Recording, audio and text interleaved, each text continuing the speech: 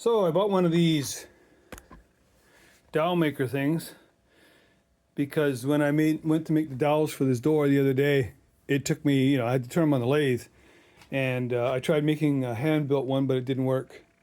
So, yeah, there's a nice.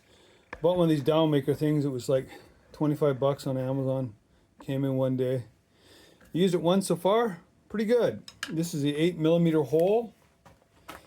And it turned out to be 7.9 mil, which is pretty darn close. Anyways, it just...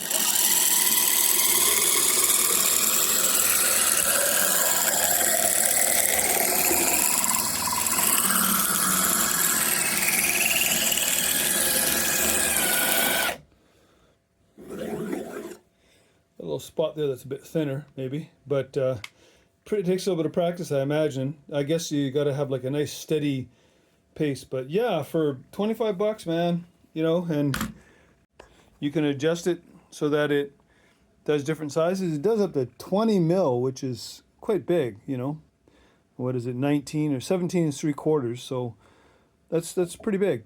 And you just, it came with these little tools, and it even came with 3 screws to screw it down.